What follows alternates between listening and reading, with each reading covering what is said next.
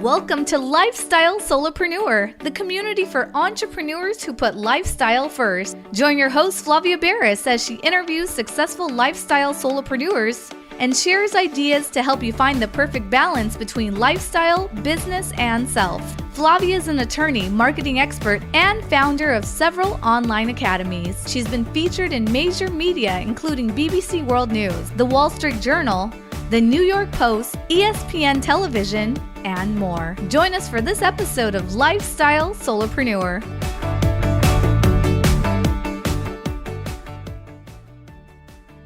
Hey, Lifestyle Solopreneurs. Today we get to speak with Wes Rowlands. He is a person who helps business owners build long-term net worth through strategic investing and disciplined financial planning.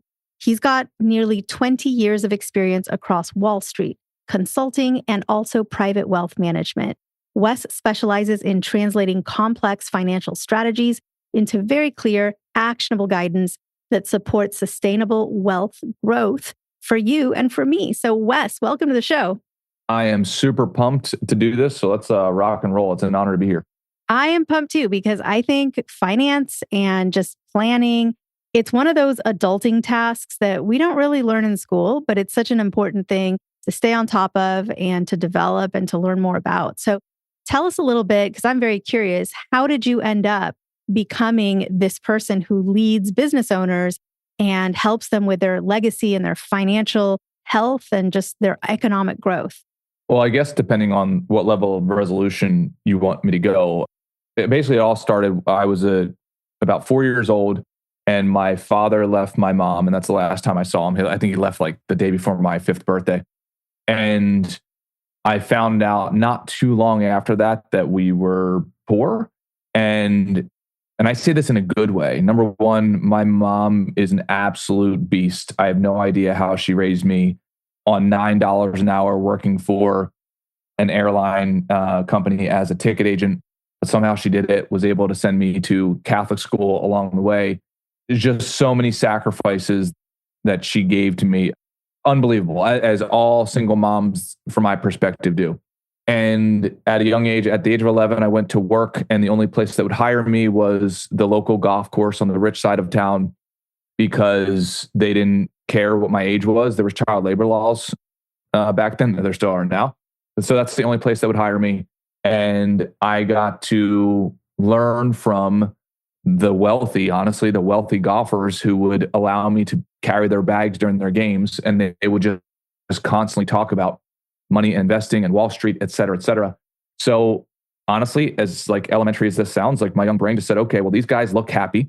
They're successful. They don't have to work on the weekends.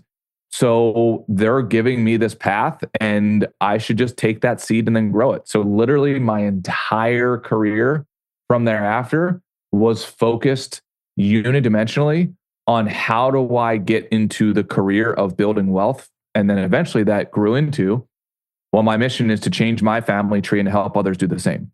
So that's what I'm all about, 100%. Well, let's take a moment to honor mothers, right? I mean, that's amazing what your mom did for you and how hard she worked.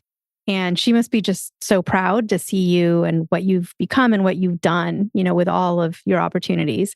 So yay to moms, I have to say, and to yours in particular right now for what she did. And also really for mentorship, because you were a guy, you were young, so young that a lot of employers were like, you're too young to have a job. But you were working hard.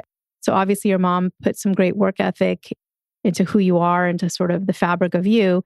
And you could have easily learned nothing, right? And just kind of kept your head down and done your job and that's it. But not only were you seeking out advice, but there were these people, these customers, these clients who said, hey, kid, let me tell you a few things. And so you were a sponge, you were absorbing it all, but they took the time to mentor you. I'm just curious if so many years later, if you were able to reconnect and remember who some of those people were. And I don't know if you ran into any of them later in life, but to be able to say like, hey, you mentored a kid and I did well and here I am and thank you so much. Yeah, it's a great question. So funny enough, that's exactly what happened. I've been very blessed, and I want to make sure I put this in the right context. I really believe that any of my success, and honestly, anybody else who I've observed, 97% of their success landed in their lap from others or other circumstances. That's not to take away from the 3%, because yes, I had to do the 3%, but I always want to try my best to ground myself in the actual base rates of these mentors took me under their wing. The only reason I was able to get to Wall Street at a very young age was not because of me. It was because of the mentors. So one of the mentors I literally met about 6 months later after I became a caddy, who I then later went to join forces with and partner with eventually in my mid-20s. And it had very little to do with me. All I had to do was do what he said, and a few other mentors along the way. They gave me the 90%. And also, look, like the fact that I was born in America is not lost on me. It's a 4% probability of being born in America, roughly. That had nothing to do with me. Plus, I was born to a woman who was going to make sure that I got out of poverty, that I stopped the cycle. None of that had anything to do with me. I just had to make sure I just did my 3%, and it worked out really well. And I hope it keeps on working out well. I'm going to try my best to keep on doing my 3%, but the 97% is owed to everybody else around me who's helped me along the way. That's incredible. And now you're the mentor. I mean, now you're the Yes. one giving that advice and helping other people learn and grow. Yes, exactly. And I've got the disease of analysis. Like my brain is hardwired to not care as much about what time it is. I want to know first and foremost about how the watch works, as they say. Honestly, I feel like there's nothing else I could do. Even if I got paid little to no money, which by the way was the reason I got to the stock exchange, is I worked for free for 2 years. Like that was the big secret. I asked a guy if I could have a job, and I said, hey, I have something that you probably don't. You know way more obviously about finance than I do. I know nothing, but I probably have something you don't. And then, by the way, I cold called this guy, and he said, oh yeah, what's that? I said, time. So like, I don't care. I'll shine your shoes. I'll get your donuts. I'll do whatever you want me to do. And also to sweeten the deal, because I know that you would be doing me a favor. Like I will work for free. He said, meet me at the stock exchange tomorrow. That's a great story. I don't know if you ended up shining shoes, but that's a great story. Yeah. When people think of Wall Street, I guess you do think of someone with very shiny shoes and a suit on and a tie, and Yep. or for the women, not wearing a tie or maybe wearing a tie. So you maybe paint for us that picture. What is Wall Street and working in finance actually? Like a day to day. I don't know. Maybe you are like they show in the movies and you're out there on the floor and in a suit and doing the thing, but tell us what your day to day, because people aren't just looking to maybe get mentorship and advice on what they should do in their finances, but there's some people listening who might say they want to be you. They want to be Wes. So before they set sights on that, what would their day to day be if they were to follow in your exact footsteps and do what you do for a living? So Wall Street is sort of an umbrella term for several subcategories. So on Wall Street, you could do, right, you could be on the trading floor, you could be in investment banking, you could be in several numbers of sort of subcategories of finance. But I think at a higher level, what I would say is Wall Street to me was no different than a young basketball player setting a goal to get to the NBA. And that's going to be true for probably every other industry out there. So I think the meta takeaway that I would want to share with people is, hey, number one, at a philosophical level, who do you want to be for your family? Do you want to be a financial passenger or a financial leader for your family? I wouldn't judge either one of those answers because there's pros and cons to each one. I would prefer the people that I work with. In fact, the only people that I work with is like, they are the financial leaders of their businesses and their families. Well, now that makes the game more serious. So now if you're just starting out in your career, what I'd highly recommend is pick the pinnacle of your industry and get there. And I guarantee you there's an NBA version of every single industry. So for me, the top tier version of finance was getting to New York City finance. There's nowhere that I know in the world that is more serious about the finance game than Wall Street. Even if you worked for the same company, but you worked for them in Denver, it doesn't come with all of the same intensity, the same drive, the same competitiveness.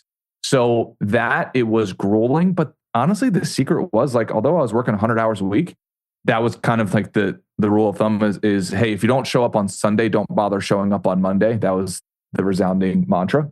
But it didn't feel like that because I loved the sport and I knew it was for a greater purpose for my larger family. So it honestly never felt like work. Sincerely, I wish it did, because then I could tell like a war story of like, oh my gosh, this was so hard. I walked barefoot in the snow uphill both ways, and it was just required so much sacrifice. But honestly, maybe on paper it looked like that, but I loved it. And it was the best thing I ever done for my career. And so the theme of this podcast is lifestyle solopreneurship, right? So when I have a guest on who's been a workaholic or had really demanding jobs, or maybe just their startup required so much of themselves at the beginning and then maybe less now. But I always ask, is lifestyle and work balance something you struggle with? Is it something you feel like you've kind of nailed? Is it a work in progress? What tips do you have for others in that regard? And like you said, you might be someone who's like, I don't even consider work to be work. It is what I do to relax or enjoy myself. And so you don't feel like you're lacking in those other areas of life, like hobbies. So tell us a little bit about that. Let's dive into that, because again, for a lot of people, it's a huge challenge and it's something that we think about a lot and try to be intentional with. And I'm curious to hear how you approach that part of life. So I think in my prior phase, my answer would have been very different. Like my Wall Street phase, like, what are you talking about work-life balance? I would almost have been dismissive of the question. And that's wrong, because I could also tell you, so I was raised on the East Coast, that also came with a certain mentality. Now I've moved out to Southern California, and I can see now that you can be just as financially successful as long as you do it with intention and still have an amazing lifestyle. And I got really present to this when that very same one of those mentors, literally the guy who gave me the opportunity to work on the exchange, he died when he was 61 years old.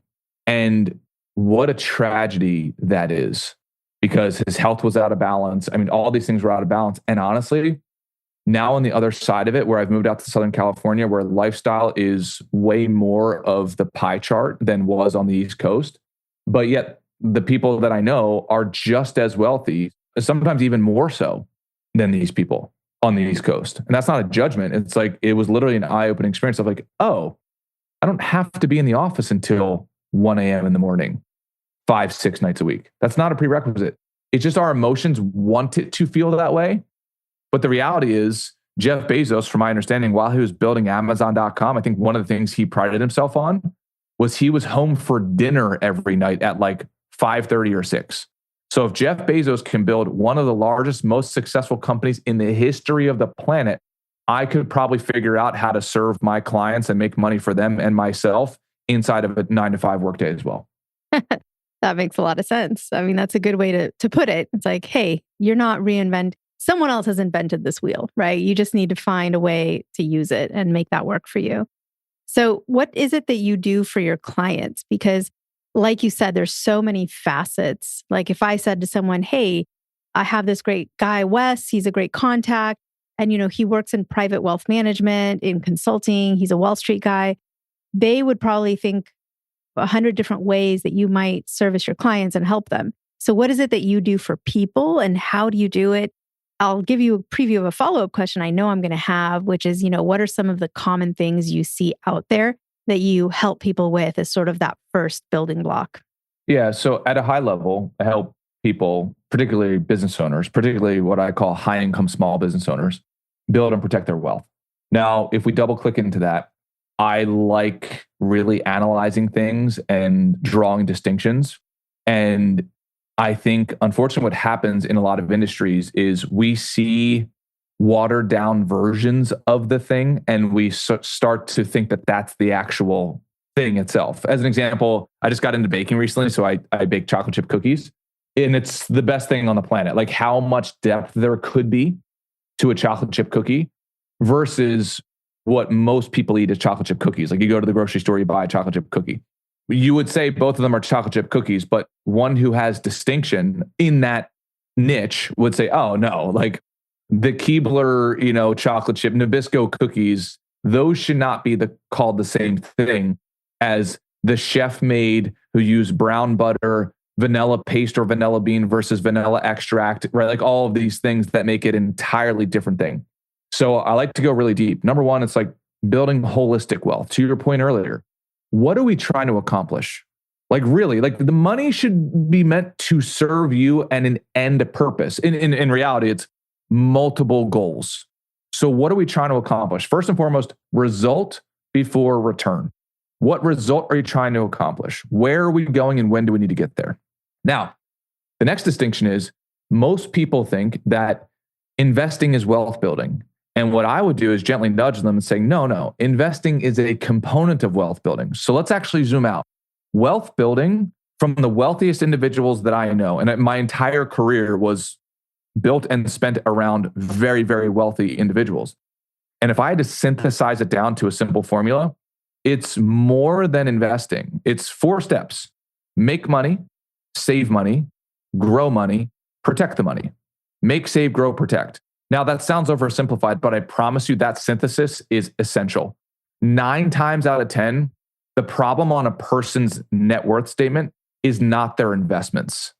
The bottleneck is something before then. Either they're not making enough money, or if they're making enough money, they're not saving enough money. Or if they're saving money, they haven't automated the process. So there's leakage or there's a lack of flow to the investments. Then when we finally get to the investments, okay, great. They don't have enough subcategories of investments. Investments should be tiered in a short-term, medium-term, long-term, minimal layers. If you want to get even more specific, short-term, medium-term, long-term, and then I like to add an opportunity layer to that bucket as well. Then from there, we move on to step number 4. Okay, as you stair-step function your wealth, are we protecting it at certain intervals? Meaning we want to hedge so that each level that we climb to, you don't really want to ever climb down from there. You don't want to fall from that level. So we want to have a ratcheting up effect that kind of locks in each level of wealth, because you want to spend your life, in my opinion, I agree with the statement of like happiness is progress. We want to be on the path of progress, not on the path of speculation where we could just lose it all tomorrow. Profound. Wow. Hey, thanks. And you have your own podcast as well, Wes Rowlands Podcasts. Tell us a little bit about the podcast. Yeah, so I just started this whole world. I give you so much credit because this whole world is very new to me. I love teaching. I love analyzing and I love teaching. And I didn't go out to the internet for many, many, many years because honestly, probably like self-worth issues and insecurities, I didn't want to go out to the internet feeling like I was a phony. And now finally, after 20 years of data, and also I'm not saying this to brag, I'm saying this so like your listeners have an idea of, right, some of the results. I manage about $600 million. My 2 other partners and I, we manage over $600 million. And that's just counting securities. We're not counting real estate and private business, et cetera. The only reason I say that is I feel like I have something to say. And honestly, I just look at the younger version of myself, and that could either mean age or just where somebody's at in the process of, hey, I feel like I can actually provide you value. So this is like my first steps in doing that. So yeah, I've got a podcast now and I'm up on YouTube, on Instagram. It's embarrassing of what I'm putting up there, but I'm trusting the process of like 3 years from now, it's going to be really good. That's amazing. And I'm so happy to go. I will go and subscribe and support your podcast. I'm sure it's fantastic. You're a great person to listen to. 50% of my subscriber base. No, well, not for long, but yes. I want to hear more because a lot of this is so important, but it's something that's really easy to just not think about, right? There's so many of us who are like head in the sand. You're just getting by day to day. I mean, people are just focused on making the money. And so they're not really thinking on being strategic.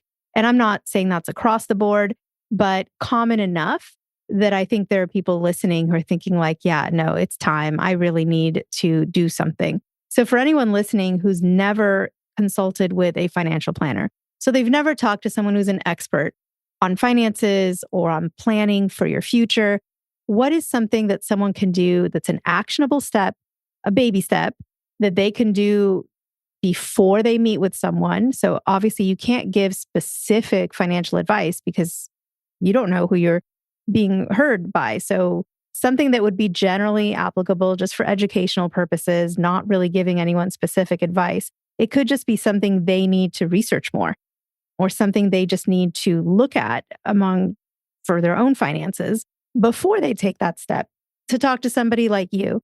So what could that advice be so that someone can feel like they did something actionable today? If I had to give a very quick hit, it's as simple as this. Most people have never decided how much money they want going towards their future. And it's kind of one of those sneaky answers where they'll be like, yeah, I know. It's like, okay, cool. Tell me to the decimal how much. Either decimal percentage or decimal dollar. Now, even there's distinction there. I'm telling you, there's a world of difference of benefit when you move from, hey, I'm going to save $100 a week to I'm going to save 20% of my income every week. Just that dollar to percentage changes the numbers dramatically. So number one, make a decision on how much money, ideally, how much percentage you want going towards your future self. Number two, automate that.